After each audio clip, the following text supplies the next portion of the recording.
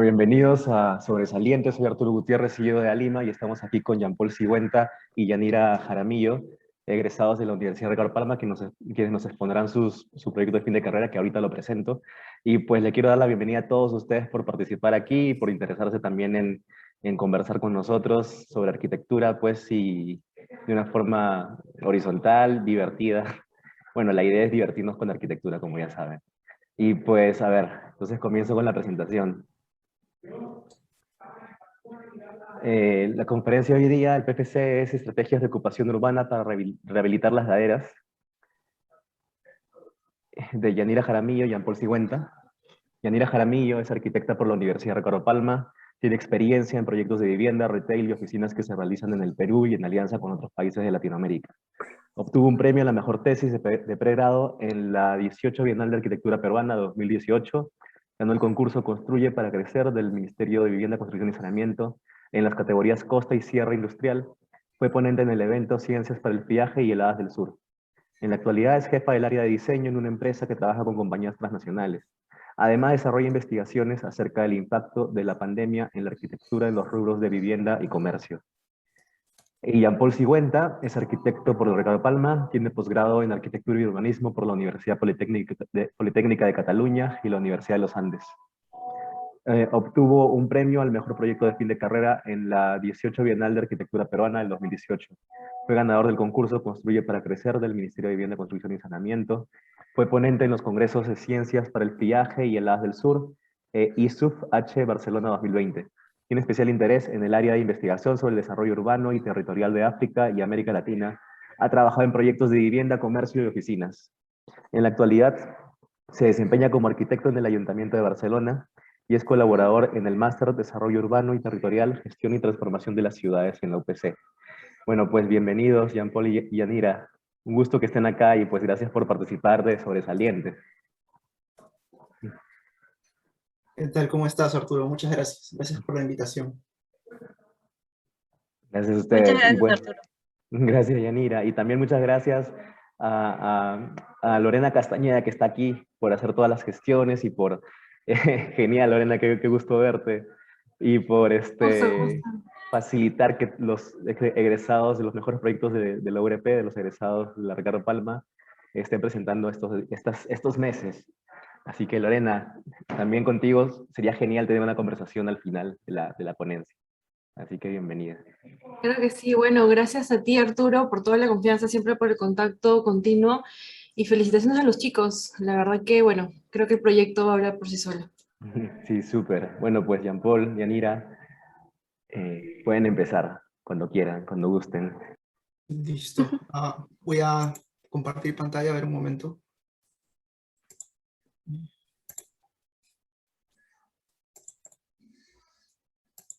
Se logra ver mi pantalla, ¿verdad?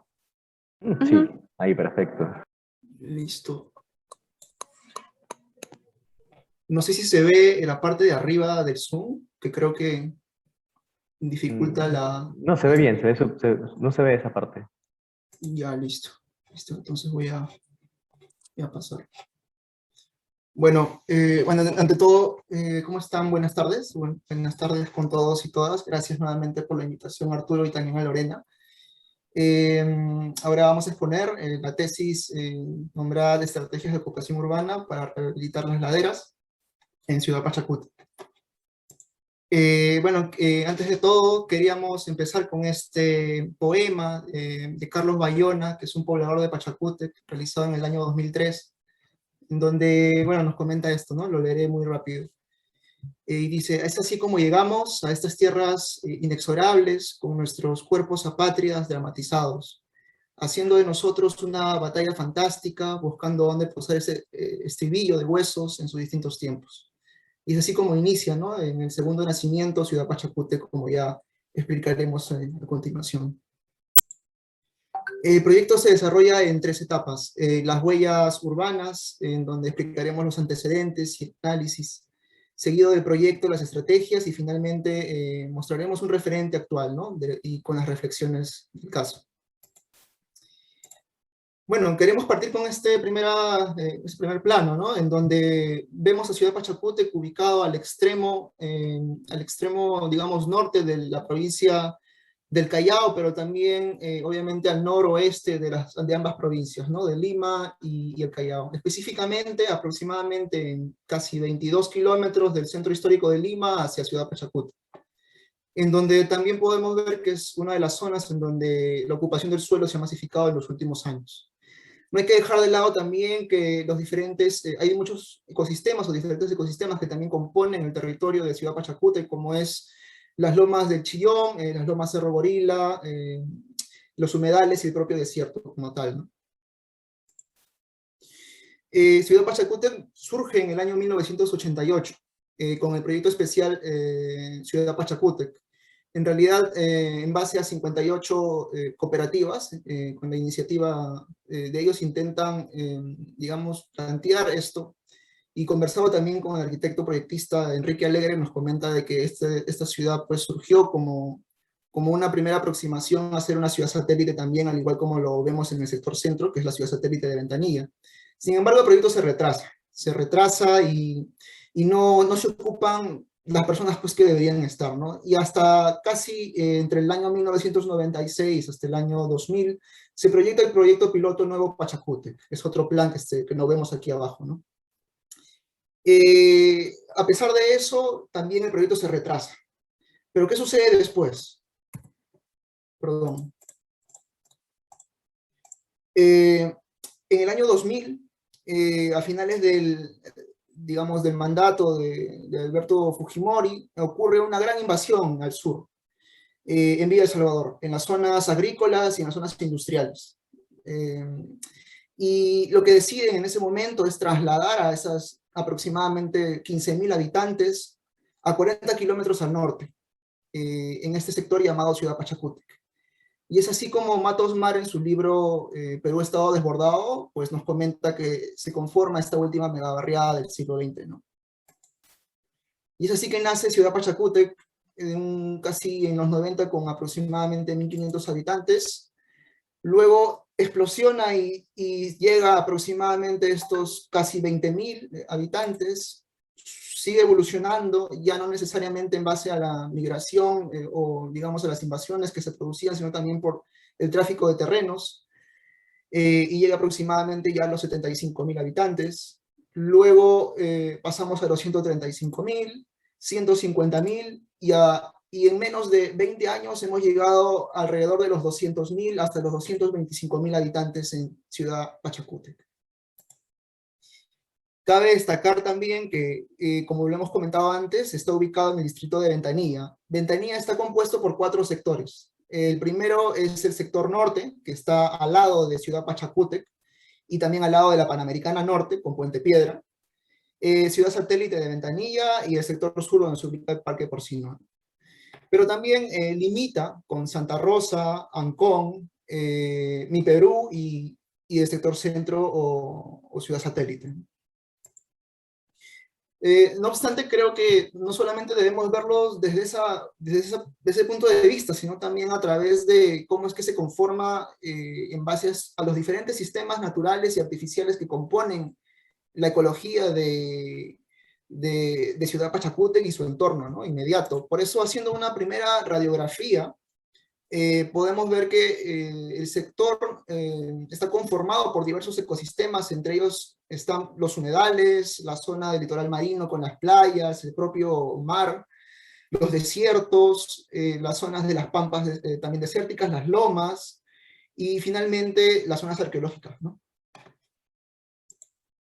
Es así que la composición de estos ecosistemas, entre 7 naturales y 2 artificiales, es como estructuran a la ciudad. Entre ellos podemos ver, bueno, las playas que ya lo hemos nombrado, las zonas agrícolas, el río más al sur, los cerros o cerros isla que también se ubican, bueno, el propio desierto como tal, las cuevas, los humedales, las lomas y las huacas, ¿no? Aquí mostramos una síntesis de este proceso de consolidación en base a 4 niveles, ¿no? Los acontecimientos y hechos fortuitos en el territorio, las perspectivas y planes desde una perspectiva geopolítica, la ciudad en cuanto a su crecimiento y su morfología urbana, y la vivienda y los servicios que se han ido dando pues, en cuanto a los años, ¿no? Esto es muy importante, ya que la ciudad no crece sola, sino en base a los enlaces mutuos que se dan entre las bases de los actores que componen una ciudad, como son, digamos, la propia sociedad civil como núcleo tal, el sector público, el sector privado, y las ONGs y otras entidades que componen la estructura de cómo está consolidado Ciudad Pachacútec, ¿no? Y es así que eso permite que la ciudad, pues, a lo largo de los años logre este crecimiento, ¿no?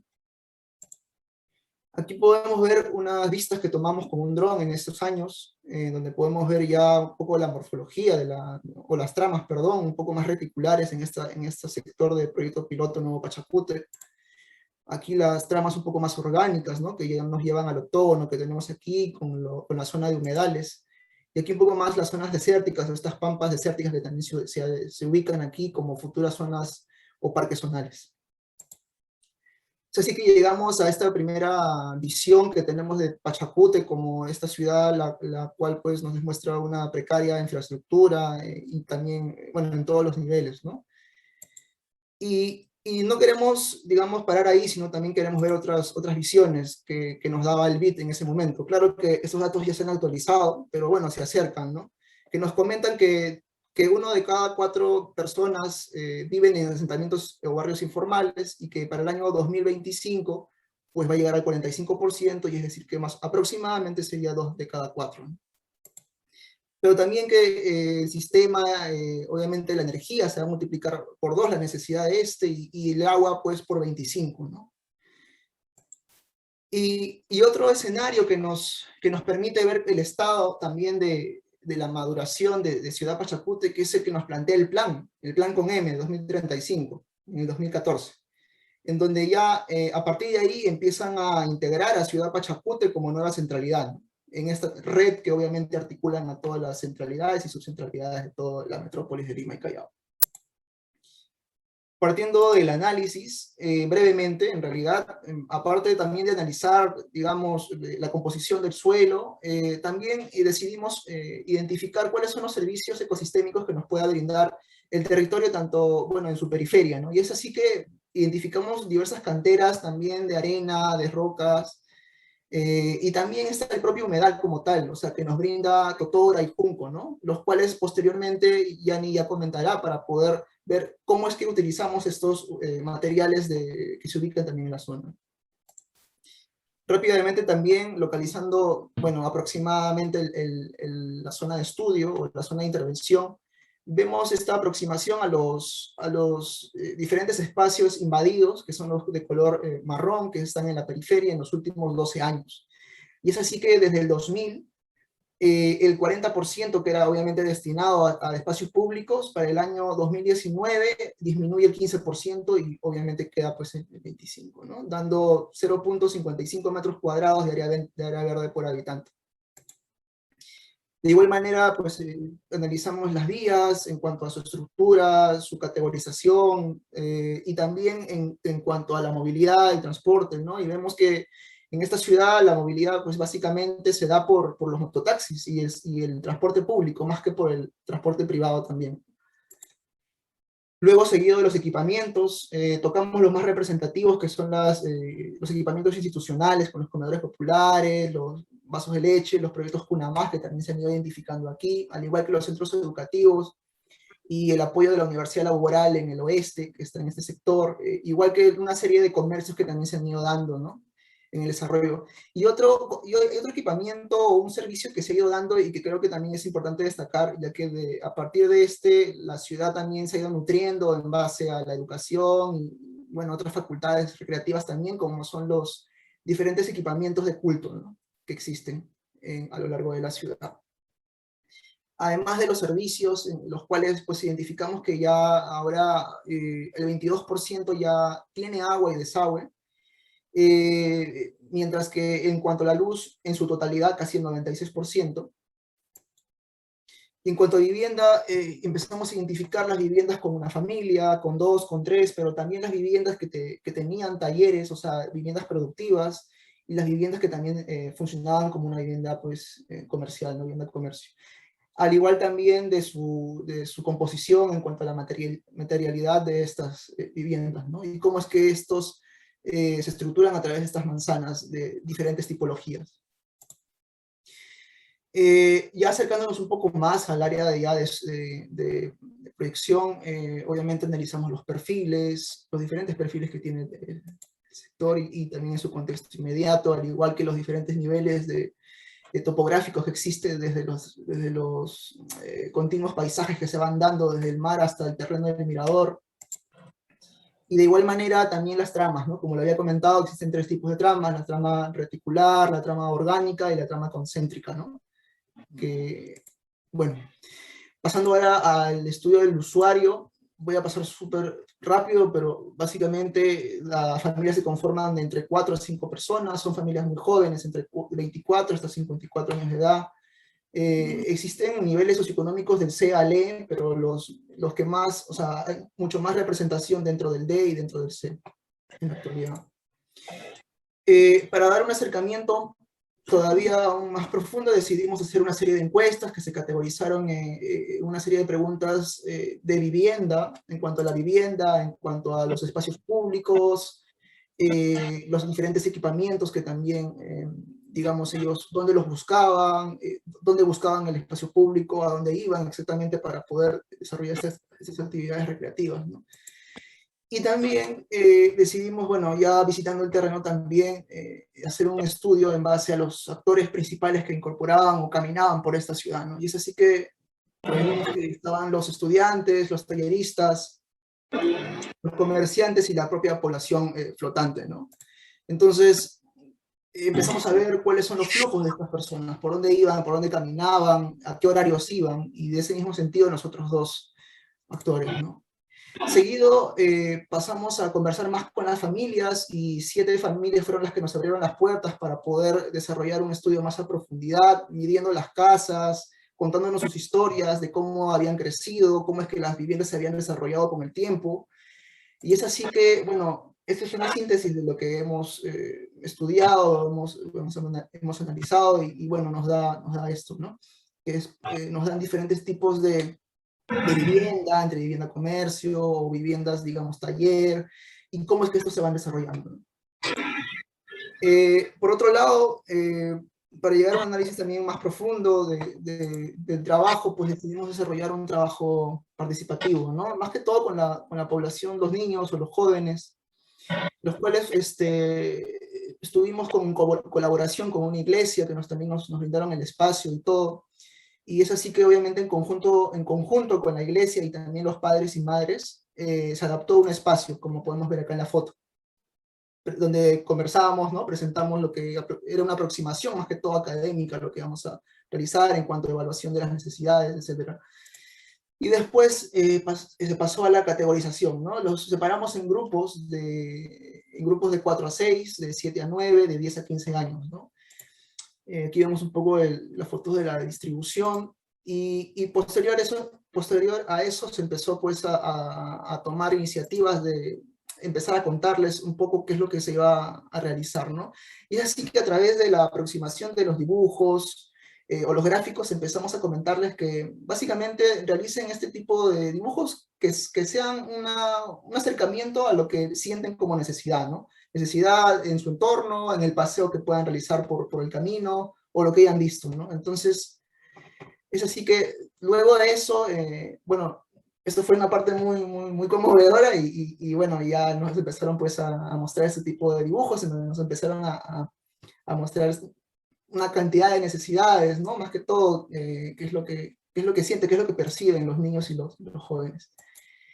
En cuanto a los referentes, tampoco no me quiero extender mucho, pero en cuanto a la base teórica, bueno, estudiaba un poco, bueno, a Lynch, que ya todos lo conocemos, para el tema de cómo es que es el estudio de la ciudad, ¿no? Y posteriormente también a Oli Jay para la arquitectura bioclimática. Luego, bueno, ya decidimos entrar un poco más a profundidad con Howard, y luego este señor que influyó en llamado Gilbert, en donde también vemos las New Towns, como Harlow, por ejemplo, muy interesante.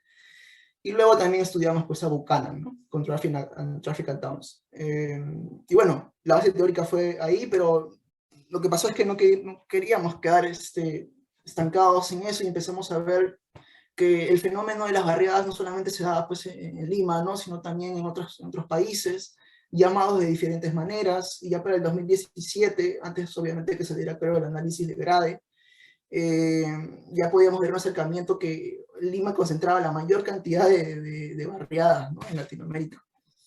Y también, por otro lado, en cuanto a una aproximación teórica que nos brindó, dicho sea de paso, el workshop Limápolis, que también colaboró mucho, nos ayudó mucho en realidad en la proyectación de esta tesis, fue que en base a todo ello salieron varios lineamientos, ¿no? De ocupación en laderas, dónde es que se debería evitar o no en relación a los porcentajes de estas. Y después, bueno, empezamos a estudiar también a Matos Mar, en donde nos habla más que todo sobre la trilogía de esta revolución urbana, en base a estas megabarriadas ocurridas pues, en Huaycán, en San Juan de Lurigancho, y en Villa Salvador, ¿no? Y es aquí en Villa Salvador donde conocemos esta realidad un poco más cercana, o que Pachacútec también era o era parte de este conjunto de megabarriadas, ¿no? Además estudiamos las unidades vecinales, pero nos enfocamos un poco más en Previ, ya que consideramos que fue el que más influyó directamente en el contexto, en ese momento, en otorgar soluciones a problemas urbanos a esa escala, ¿no? Pero también decidimos estudiar otros referentes internacionales, ¿no? Que también más adelante, obviamente, se podrá ver su influencia, ¿no? Como es el caso de Weissenhaft-Siedlung en Alemania después de la Primera Guerra Mundial, con Brickman, en donde participaron muchos arquitectos muy reconocidos, como Mies, Le Corbusier, y que fue una habilitación en laderas, ¿no? Luego estudiamos también Elemental, pero Elemental no lo estudiamos digamos, desde el conjunto, sino más bien desde la estructura o la composición de cómo es que estas viviendas pues se iban distribuyendo, ¿no? O sea, como unidad, más que como conjunto. Y luego pues estudiamos también la vivienda patrón, un trabajo muy interesante a nivel sí, de composición de todo el conjunto residencial que está en Ceuta, en la barriada Príncipe Alfonso, si no mal recuerdo. Y luego ya pasamos a otros referentes que nos ayudaron, ya más que todo a un nivel más específico de los bloques o los módulos también de las viviendas que ya van a ver más adelante, que es este referente de Justus Van Eff, me parece, de Brickman, en el año 1917 aproximadamente, fue uno de los pioneros en incorporar la calle aérea en los proyectos, ¿no? Esto es en Países Bajos, me parece. Y posteriormente también estudiamos otros referentes en cuanto a calles aéreas, como es el complejo Robin Hood Garden de Peter Smithson, o también el de Eight House de Big, ¿no? Como ya lo conocemos también. Sin embargo, también habría que reconocer que también empezamos a estudiar otros referentes, como es el Parque Atrapanieblas, un concurso que se realizó en Perú, y un jardín botánico muy interesante también en España. Ahora pasaremos a la segunda parte. Yani, no sé si me escuchas. Vamos a explicar el proyecto. Entonces, la primera parte, para iniciar a explicar un poco el planteamiento, fue la elección del lugar. Siguiente. Entonces, escogimos emplazarnos en un lugar que ya está habilitado, hay un conjunto de viviendas de techo propio, pero al ser un proyecto de tesis, nuestra idea era especular y era experimentar, de acuerdo al análisis que recogíamos en la primera etapa. Entonces, es como una reflexión respecto a lo que está y respecto a las opciones que tenemos, de acuerdo al análisis que hemos podido recoger. Siguiente. Entonces el proyecto lo vamos a dividir en diferentes etapas. Empezamos por la habilitación, con vialidad, servicios y zonificación. Siguiente. En la habilitación hemos hecho el análisis de las tramas, cómo estas tramas existentes, como mencionó Jean Paul, la de plato roto, la lineal, influyen en nuestro proyecto en cuanto a las vías, a las calles que podíamos emplazar. Luego tenemos el flujo, impacto peatonal, vehicular, las visuales que eran importantes para nosotros. La vialidad, el entorno y las densidades, era importante que el proyecto no transgrediera con el entorno, es decir, si teníamos densidades o teníamos alturas de 2 pisos, no generar un proyecto de 20 pisos de vivienda. Y la arborización también era una estrategia que utilizamos. Siguiente.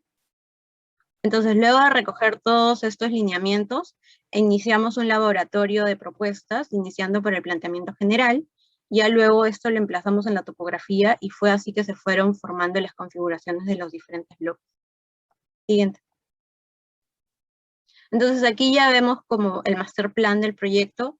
Generamos 8 manzanas, alrededor área de espacio público, y al lado izquierdo teníamos educación, y con un eje central cultural. Siguiente. Aquí tenemos el plano de agua, desagüe y electricidad. Es importante mencionar que en cuanto a desagüe, utilizamos la red condominial, que a comparación de la red convencional tenía o necesita menor mano de obra, genera menos calles rotas, excavaciones menos profundas, y la reducción del costo es casi del 70%. Siguiente. Aquí tenemos ya el master plan de la vialidad en el proyecto. Generamos vías para autos, vías para ciclovías. La vialidad peatonal, como mencioné, también fue muy importante. Fue importante que todo el proyecto se pudiera atravesar, que todas las manzanas estuvieran conectadas también. Siguiente. Y aquí podemos ya ver en general el master plan, con el cordón ecológico, con las vías, con las manzanas emplazadas. En la siguiente diapositiva también tenemos ya un render de cómo quedaría, ¿no? Que justo es esto que tratamos de que no transgreda con el entorno y que sea bastante orgánico. Siguiente. La siguiente parte del proyecto es la concepción de la manzana. Ya pasamos a explicar el bloque, los espacios públicos y la vivienda. En cuanto a la manzana, era importante para nosotros la accesibilidad, la conectividad, la visual y la integración entre vecinos, ¿no? Y que esto se adaptara al entorno, por supuesto. Entonces, siguiente. Aquí podemos ver los cortes y ver cómo los bloques ya se van emplazando en los diferentes niveles, porque estábamos trabajando en pendiente. Siguiente. Y la propuesta de las fachadas en uno de los escenarios que también fuimos trabajando. Siguiente. Ya hablando de la manzana, trabajamos diferentes tipos de bloques. Entonces, así que tenemos el bloque lineal, bloque en L y bloque T. Estas configuraciones se fueron adaptando a la ladera. Siguiente. Parte de las estrategias para el emplazamiento en el terreno era la conectividad tanto vertical como horizontal, generar espacios como terrazas colectivas, calles aéreas, plazas aéreas que permitieran comunicar los bloques en todos los niveles, también fue un punto importante en el proyecto. Y para una segunda etapa planteamos puentes peatonales que ayudaban a conectar todos los bloques de las manzanas. Siguiente. En las estrategias también tratamos de utilizar estrategias respecto al ruido. Generamos arborización cercana a los bloques para evitar el impacto del ruido. También consideramos arborización en el centro de los bloques para generar este efecto de refrigeración natural. Trabajamos con la recolección de aguas grises y aguas negras para utilizarlas luego en el proyecto también. Y estrategias térmicas en general. Siguiente. Aquí ya podemos ver las plantas del proyecto. Era para nosotros importante tener un proyecto que también, si bien era especulativo, experimental, pudiera ser rentable. Es así que el zócalo inicial de la mayoría de los bloques, bueno, de todos los bloques de vivienda era comercio. El primer zócalo era comercio y ya luego iban apareciendo las viviendas en el resto. Siguiente. Entonces, así que, por ejemplo, en la planta 5, al estar en diferentes niveles y tener ingresos por diferentes niveles, ya van apareciendo estas plazas. Y, por ejemplo, en la planta 7, van apareciendo las terrazas aéreas conectadas por estas conexiones horizontales y verticales que planteamos. Siguiente. Entonces, por ejemplo, aquí ya tenemos cortes del bloque en sí, y vemos esta conexión horizontal. Vemos también estas plazas centrales en los bloques.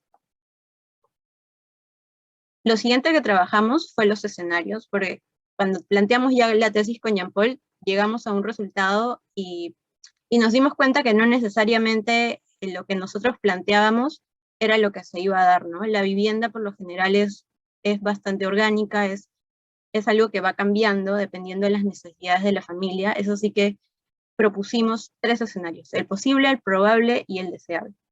Entonces, el posible radicaba en la estructura del módulo que nosotros le dejamos a la familia, es decir, tenía una cantidad de área, nosotros le dejábamos una cantidad menor, con un bloque sí de servicios incorporado, baños y cocina, que era un pie forzado en las viviendas tener definido o tener solucionado esto de los puntos de agua, y luego la familia podía ir incrementando de acuerdo a sus necesidades en cantidad de habitaciones, ¿no?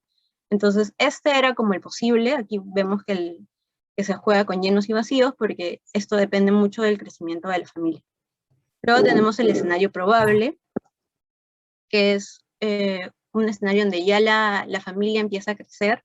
Entonces analizamos hicimos como un estudio de fachadas, o más o menos cómo la población, los vecinos de Pachacútec iban adecuando sus viviendas, y es así que se da este escenario, ¿no? Es lo más probable que en unos 5 años de haber entregado el proyecto pudiéramos tener este tipo de configuración. Y luego el deseable, que luego ya pasaremos a explicar también, generamos tipos de tabiquerías con materiales de la zona, como la totora, como el OSB. Entonces fuimos generando allí algunos herramientas que sería ideal que se pudieran utilizar para un tratamiento de fachada final, ¿no? Entonces esto era para nosotros como el escenario deseable. Siguiente. Entonces, en la siguiente vista tenemos el 3D del escenario, de uno de los escenarios, del escenario probable, y luego tenemos la vista del escenario deseable.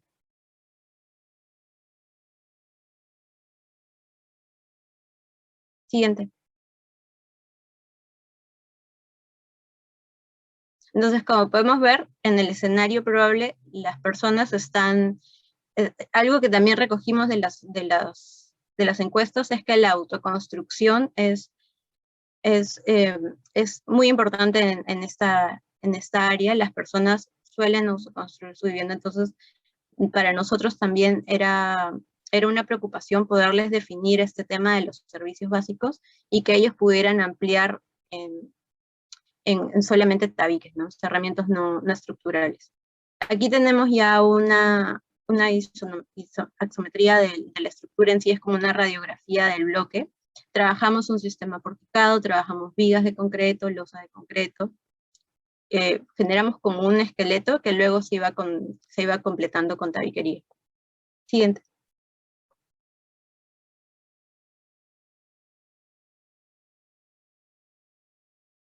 Entonces aquí ya tenemos la estructura también de las escaleras, que se trabajó de la misma manera, y vemos cómo se iban generando algunas plazas aéreas. También en las escaleras trabajamos con mobiliario urbano de banquitas o maceteras. Siguiente.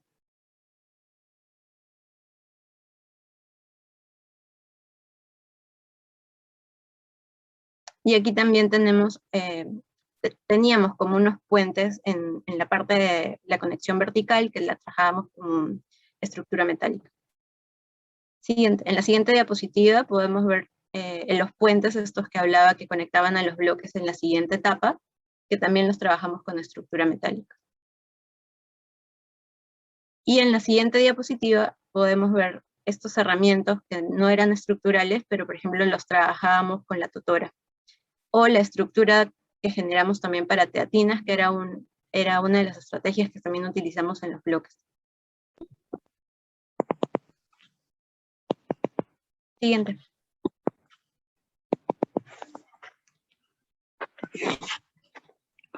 Aquí tenemos como una axonometría de la estructura en sí, y aquí podemos ver cómo se va, como un corte del bloque, ¿no? Siguiente.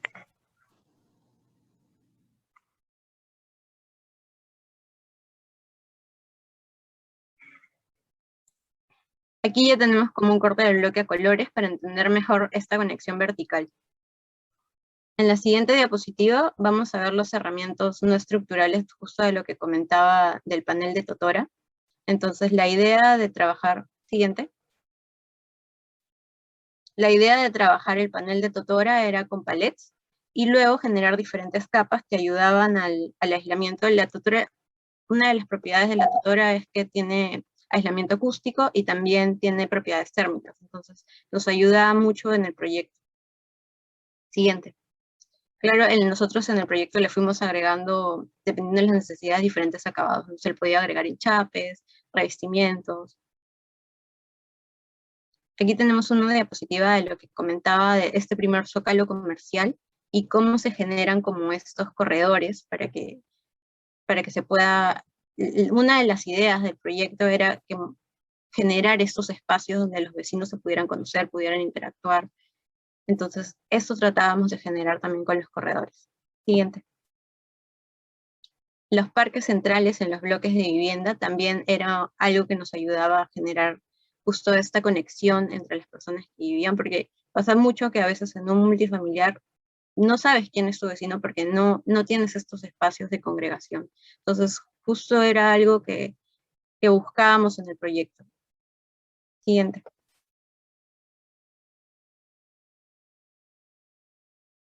Estas calles aéreas también para nosotros era importante hacerlas doble altura para que no se sintiera pesado y se pudiera conectar verticalmente con las plazas centrales del bloque. En la siguiente lámina ya vamos trabajando lo que es el espacio público. Allí trabajamos la ladera, las plazas parque, las losas deportivas y el cordón ecológico. En cuanto a las plazas, a las laderas, perdón, como Jean-Paul mencionó en el laboratorio con los niños, en las propuestas que pudimos recoger, había muchos elementos que ellos nos mostraban del tratar el espacio público de una manera lúdica. Entonces, si bien el espacio público lo tratamos para todas las diferentes edades, sí queríamos darle como ese plus, porque la población de Pachacútec es muy joven. Entonces, tratamos de integrar algunos elementos como estas resbaladizas, o como juegos que también integramos en las plazas parque, mobiliario urbano, que invitara a los niños a explorar, ¿no? Y a generar su creatividad. Siguiente. Por ejemplo, en las plazas parque tratamos de no incorporar el gras, por ser una zona donde el agua es un bien preciado, entonces tratamos de incorporar otro tipo de tratamientos. Trabajamos con dunas de arena, trabajamos para el mobiliario urbano, con palets, que también están, al estar cerca de una zona industrial, tienen como accesibilidad a este tipo de elementos, entonces tratamos de incorporarlos en el diseño urbano. Siguiente. En cuanto a las plazas, en cuanto a las losas deportivas, que era también algo que recogimos de la investigación, tanto en los niños como en los grandes, era algo que solicitaban, pero no solamente como un espacio para hacer deporte, sino ellos lo utilizaban, o en general lo utilizan como un punto de congregación, un punto de encuentro. Entonces, el tener la ladera como gradería para observar todas las actividades que pasan en la losa ayudaba bastante. Siguiente. Por último, en cuanto a espacio público, trabajamos el cordón ecológico, que era un hito importante en el proyecto, el buscar la manera de rescatar el cordón ecológico. Cuando nosotros empezamos la investigación, el cordón ecológico siempre estuvo amenazado por las constantes invasiones. Entonces, una de las maneras que nosotros proponíamos para poder ponerlo en valor o hacer que la población pudiera sentir propiedad respecto al cordón ecológico y poder cuidarlo, era darle algún tipo de uso. Entonces, lo primero que hicimos fue trabajar un tratamiento paisajista, buscando especies que pudieran adaptarse a la zona y que no requirieran mucha agua, porque estamos hablando de un área donde no tenemos como tanta agua. Entonces, ahí planteamos estrategias con atrapanieblas, debido a las características climáticas que tiene la zona. Siguiente. Y también propusimos biohuertos, que que involucraban todo un movimiento en los vecinos, en coordinación, y era algo que les retribuía a ellos también, porque ellos podían plantear ciertas cosas y las podían utilizar. Siguiente. Aquí tenemos una vista peatonal del ingreso al proyecto. Esta es la avenida Tahuantinsuyo. Siguiente. Esta es una de las avenidas centrales, entonces aquí vemos cómo ya se van trabajando por niveles los bloques y se van utilizando esta especie de puentes. Siguiente. Tratamos de incorporar ciclovías, tratamos de trabajar mucho en niveles. Siguiente. La accesibilidad era un pie forzado para nosotros, necesitábamos no solamente al estar en laderas trabajar con escaleras, sino también con muchas rampas. Era algo que sí nos preocupaba, la accesibilidad. Siguiente. Y aquí tenemos una vista de cómo el proyecto se emplaza en el terreno. Como expliqué, era muy importante no transgredir, no proponer algo que se viera como puesto artificialmente en la zona. Buscábamos algo muy orgánico que conversara con el entorno. Siguiente. Y aquí ya paso a explicar un poco la vivienda. En la vivienda también manteníamos los mismos como principios que buscamos en todo el proyecto, que es accesibilidad, conectividad, las visuales, la integración. Entonces, aquí tenemos como el catálogo de todos los tipos de vivienda que fuimos desarrollando con Jean Paul, que teníamos los triplex, los duplex, los flats, y diferentes tipos, y los fuimos calzando tipo Lego en la configuración que habíamos. Disculpa, creo que alguien ha dibujado encima. No sé si lo puedes Sí. borrar. ¿Cómo hago eso, Arturo? Ahí arriba en la barra aparece una opción, creo que en los puntitos aparece borrar todo. Aquí Lidia Galvez está haciendo dibujitos. O Lidia, ¿tú podrías borrarlo? Creo que no puedo. No sé. Dice anotar nada más. A ver. Lidia sigue dibujando, mira, güey. Bueno, dice borrar, pero yo tendría que, no sé si es... No, borrar, ponle. Borrar todo. Eso debe ser los... Sí, porque otro puede también borrar. Ah, ok, borrar todos los dibujos. Listo, gracias. Ahí está, ya, genial. Gracias. Te leí, Ani. Ok. Bueno, como comentaba, empezamos a explicar las configuraciones. Tenemos el flat. Siguiente. Entonces aquí vemos el módulo, que fue el primer espacio que le dejamos. También era de los planteamientos que recogimos en el análisis, era que buscaban un tipo de vivienda bastante flexible, porque el hecho de poder trabajar dentro de la vivienda, de que la vivienda pudiera ser productiva, conllevaba que muchos espacios de la vivienda no solamente sean como la típica cocina, dormitorio, sino utilizaban muchos espacios como multiusos. Entonces, les tratamos de dar esa flexibilidad también en la propuesta de distribución de los flats. Siguiente. Aquí tenemos también la propuesta del dúplex y luego la del triplex. Entonces, como se puede ver, dejábamos nosotros el módulo con este bloque de servicios y le dábamos la flexibilidad de acuerdo al crecimiento de las familias.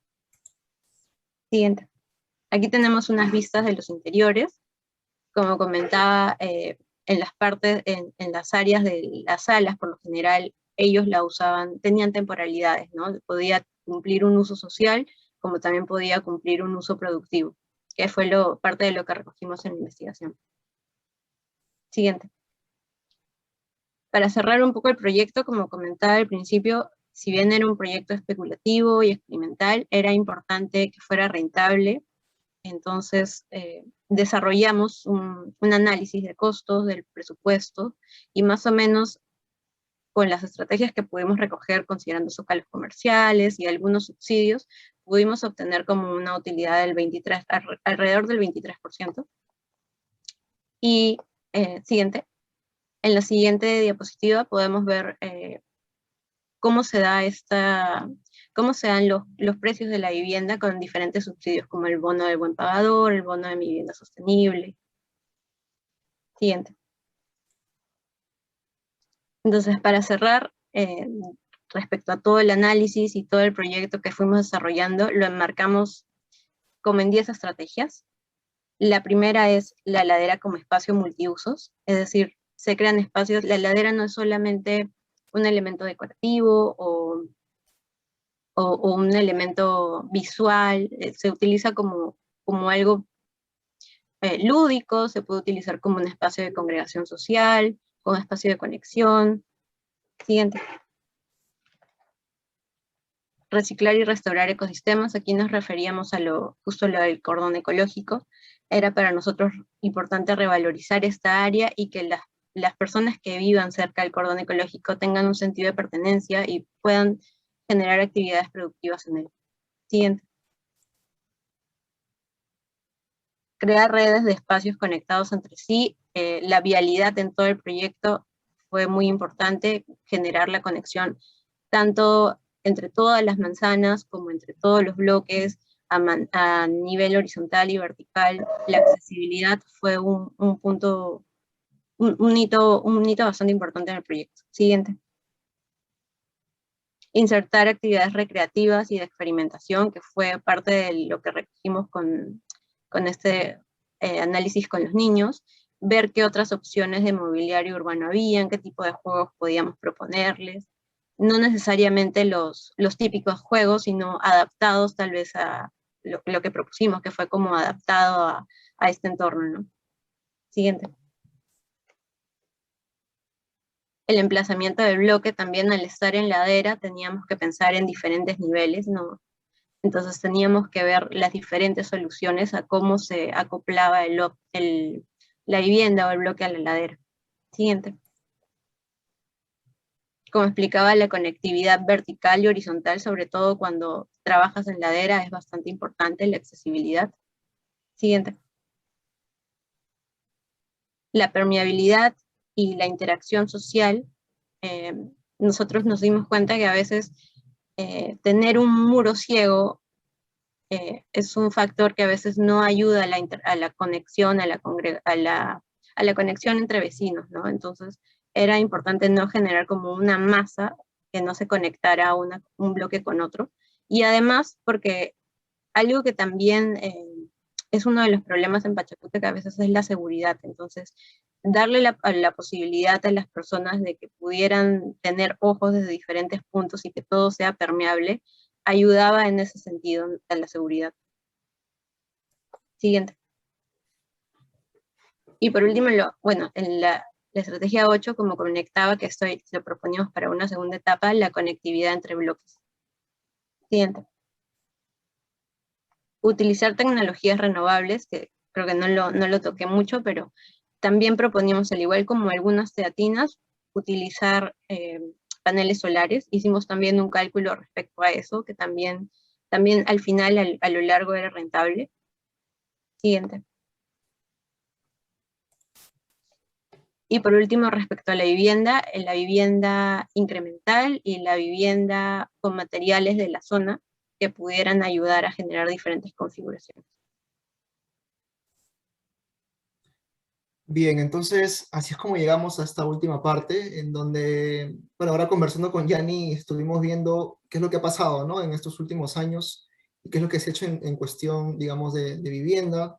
Y viendo referentes, nos llamó mucho la atención este proyecto de aquí, que lo hizo pues La Borda, esta cooperativa de vivienda, en donde fue obviamente acompañada del estudio de arquitectura La Col en Barcelona, en donde se ve una primera aproximación en cómo es que, digamos, la comunión que se da entre estos diferentes actores, entre digamos, el sector público, el sector privado y también las cooperativas que están allí, colaboraron para hacer este proyecto mutuo, ¿no? Entonces, es muy interesante verlo porque en realidad, otra cosa que también nos olvidamos tocar es que los comercios en realidad propusimos que estos de aquí generen un valor, obviamente económico, para poder más adelante hacer crecer también la vivienda, entonces, o el bloque.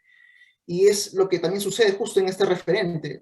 Se plantearon se plantearon tiendas o restaurantes en el primer zócalo, y es así que se generan estos ingresos para seguir fortaleciendo su vivienda, ¿no? Y pues nada, es muy interesante porque dentro de este edificio podemos ver espacios colectivos, plazas aéreas, o digamos en la parte de atrás ya podemos ver que hay espacios más grandes de congregación, y digamos, no son corredores, sino ya tampoco no llegan a hacer calles aéreas, pero ya podemos ver que la dimensión que otorgan en esos pasillos ya es un poco más grande, ¿no? Entonces, no hacen que la persona obviamente lo use para simplemente la movilidad, ¿no? O sea, sino también pues que realizar cualquier otro tipo de actividades ahí. Entonces, por ello nos pareció muy interesante plantear este proyecto como un referente actual. Y finalmente queremos terminar con esta lista, estas imágenes de todas las personas que colaboraron en el proyecto, en la tesis, tanto la comunidad, tanto los profesores que también, con los que conversamos, entrevistamos, la gente que también participó con nosotros en el workshop, y bueno, todas esas personas que nos fueron apoyando y entrevistando a lo largo de toda la tesis, ¿no? Entonces, bueno, queríamos cerrar ahí y creo que eso es todo. Muchas gracias. Señor Jean-Paul, Yanira, muchas gracias por su conferencia, ha estado muy completa y de verdad muy interesante. Aquí quería invitar a Lorena a ver si quisiera hacer unos comentarios antes de yo hacer los míos. A ver, bueno, he apuntado varias cosas. Vamos a partirlos creo en dos. Bueno, comentarios obviamente positivos, ¿no? Bueno, primero chicos, antes de esos comentarios, agradecerles por el contacto. Fue todo muy rápido en realidad. Gracias de verdad Arturo nuevamente por la oportunidad de estar en este espacio virtual y bueno, todo este momento de pandemia también nos ha facilitado estas comunicaciones, ¿no? Creo que es el aspecto positivo. Y Y bueno totalmente. chicos, primero quisiera que me comenten en qué momento, en qué ciclo, y bueno, cada camino creo que es particular, ¿no? En qué momento Jean-Paul, en qué momento Yanira tuvieron esa sensibilidad respecto al habitar común, respecto al espacio común, respecto a no el proyecto construido, un entorno habilitado, sino un espacio literalmente que no cuenta con habitación urbana, ¿no?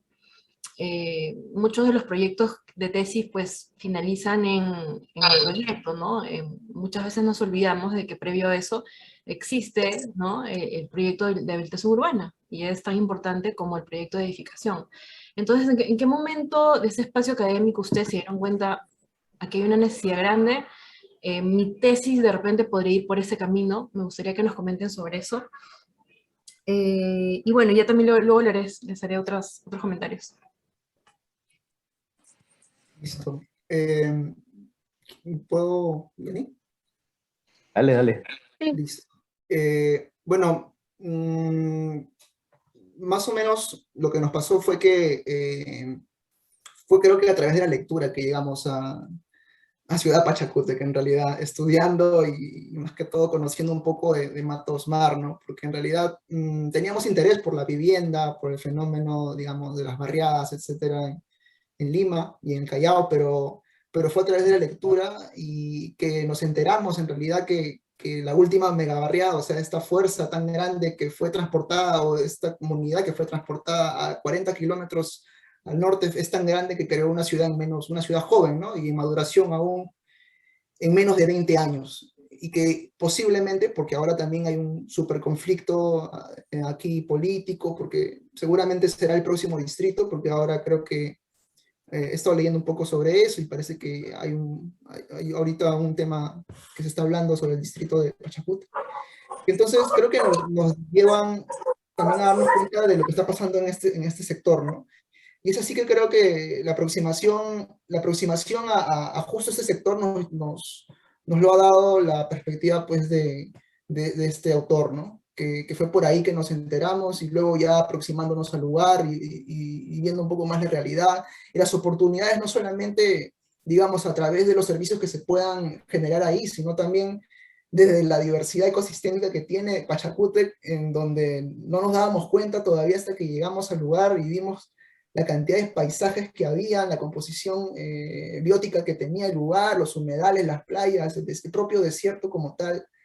que fue que nos enganchó muchísimo, ¿no? Para poder trabajar en ese lugar. Sí, suelo agregar, comentar que sí, uno de los primeros contactos que tuvimos con Pachacútec fue en la universidad con el profesor Enrique Alegre, porque él fue parte del primer trazado que hubo para la ciudad de Pachacútec. Entonces nos iba introduciendo un poco, entonces fue parte de este interés que tuvimos en estudiar. Es genial, eso no sabía, chicos, qué interesante. Otra pregunta más, Arturo, no sé si estás con el tiempo a la justa. Dale, dale, sigue. Me ha interesado también mucho todo este backup de investigación, que es, creo, el inicio, ¿no? Y creo que es algo importantísimo para las tesis de arquitectura. No solamente pensar en la parte práctica, ¿no? En de frente la solución, sino en repensar tomar en cuenta estos referentes que ustedes bien los han explicado, inclusive ser críticos de esos referentes. Ustedes han mencionado por ahí algunos que creo que también hay bastantes críticas respecto a qué le pasa después de lo construido, ¿verdad? Cuando ya se empieza a habitar. Entonces, en ese aspecto, como una reflexión, ¿qué peso ustedes le pueden dar a la investigación en el aspecto de las tesis de arquitectura, ¿no? En general, ¿qué me pueden ustedes comentar sobre eso? Porque ustedes han hecho un diagnóstico y utilizado técnicas e instrumentos de investigación que son propias de la rama de investigación en sí, ¿no? Y están muy bien aplicadas al campo de la arquitectura, ¿no? En este caso cualitativas y cuantitativas. Entonces, en ese aspecto, ¿cómo así ustedes tuvieron estas herramientas a la mano, decidieron conversar con expertos, se dieron tiempo para conversar con personas, para identificar problemáticas, ¿no? Y paso a paso construir una estructura metodológica que les sirva como insumo para luego proyectar? ¿Cómo hicieron esos pasos? ¿Cuánto se demoraron? Coméntenos sobre eso. Sí, Eh, y ahora yo inicio. Sí, respecto a esto, a las estrategias que utilizamos, fue mucho apoyo del tutor de tesis que tuvimos, pero también lo que fuimos recolectando a lo largo de todo el camino, ¿no? Justo Jean-Paul comentaba que estuvimos en el Imápolis, entonces ahí también recogimos como bastantes estrategias de cómo abordar el proyecto. Luego también tuvimos miles de entrevistas o varias entrevistas con varias personas que trataban estos proyectos en ladera, trataban estos proyectos de vivienda colectiva. Entonces, todos estos personajes nos dieron como el backup de más o menos cómo abordar el proyecto y qué estrategias eran las que nos convenían utilizar. sí, yo quisiera agregar bueno, lo que comentó un poco Yani al inicio, que fue la tutoría también, ¿no? Profundicé en eso porque la verdad que, bueno, tuvimos un gran tutor. Bueno, tuvimos dos en realidad, pero uno que estructuró toda la base y la tesis y todo, que fue Rudolf Giesen, que bueno, no sé si ya continúa Ricardo Palma, ¿no? Pero luego también, bueno, él también nos motivaba mucho a poder realizar este tipo de entrevistas y a que no sea pues una investigación simplemente, ¿no? Cuantitativa, sino más bien mixta y a quién, digamos, entrevistar, a dónde ir, a quién, digamos, ¿no? Porque, digamos, yo creo que la tarea del tutor al final no es el experto, sino es más bien el guía, ese que te va recomendando, te va sugiriendo cosas para que al final tú, pues, te vayas abriendo puertas, te vayas conociendo más del tema, y así fue como llegamos en realidad, ¿no? La tutoría fue básica en este desarrollo de la tesis. No, y perfecto. Creo que por aquí veo algunos alumnos o exalumnos que justo también los invitamos a la charla y qué bueno que se reconozca eso, ¿no? Eso muy aparte de conversar del proyecto que, o sea, definitivamente se lo ha hecho. Están ustedes en Art Daily, están en diferentes plataformas. eh, Quiero que se reconozca y se tome muy en cuenta que esta etapa de la investigación es tan necesaria y tan justificada como la etapa proyectual, ¿no? Ustedes mismos han propuesto y luego de este diagnóstico tienen estrategias proyectuales eficientes y clarísimas, ¿no? Han tenido un proceso y unas etapas bien pautadas, bien identificadas, y por ese aspecto creo que el resultado se logra ver, ¿no? A claridad. Sí, en realidad está bastante completo y está muy amplio como para un libro. O sea que también los animo a que lo publiquen y si podemos ayudarlos en algo sería genial. Y a mí me quedan muchas dudas, un montón Adelante, adelante, de adelante. preguntas, pero ya nos falta un minuto para las 7. Así que No, o sea, dudas respecto al urbanismo, respecto a la forma del edificio, la posición de los bloques, respecto a la sostenibilidad, a la relación del edificio con la sostenibilidad, tanto ambiental como social, dudas alrededor de este bloque verde también, o sea, de este, no me acuerdo cómo le decían, esa transición verde con árboles también Perdón. de acuerdo al cordón verde, también de acuerdo a los sonidos, o sea, hay un montón de cosas que sacar de aquí y que debatir y que conversar y que creo que se alargaría muchísimo esta conversación. Bueno, tenemos que hacerlo con un par de chelas, creo, la próxima vez, en persona. Y pues de repente nos vamos allá a Barcelona, donde está Jean Paul, o a Lima, o de repente aquí a Medellín, pues, ¿no? Donde sea. Bueno, pues, pero les quiero dar las gracias en verdad por esta conferencia y está súper interesante. Y sí, pues dejas muchas cosas al aire para seguir conversando, pero eso es lo rico, ¿no? Cuando te genera más dudas que respuestas. Y pues no, muchísimas gracias por participar aquí, a Jean Paul, a la Yanira, a Lorena, muchísimas gracias por toda esta conversación tan interesante que hemos tenido contigo hoy día. Bueno, los chicos han tenido porque les he dejado que tengan su conversación que ha estado súper interesante. Y pues y gracias a todos ustedes por participar también aquí en Sobresalientes y los esperamos la próxima semana. Ahí les vamos a decir si es jueves o viernes que estamos coordinando con otro ponente más. Aquí les voy a ver, notito antes de terminar. Les voy a presentar la web. Ya saben, pueden entrar a la web de Sobresalientes, es ealima.archi, y abajo están, bueno, /eventos hasta los sobresalientes. Y la próxima semana toca a Jorge Rojas y a Rafael Cachay en Jardín Botánico Nacional del Perú. Estamos viendo si es jueves o viernes a las 6 de la tarde, así que les confirmamos en las inscripciones por correo.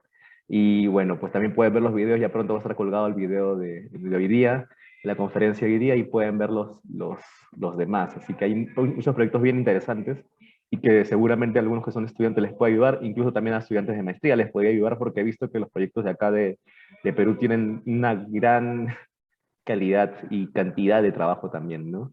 Y eso es súper interesante en comparación con incluso maestrías en otros países. Y bueno, pues muchas gracias a todos y nos vemos la próxima semana.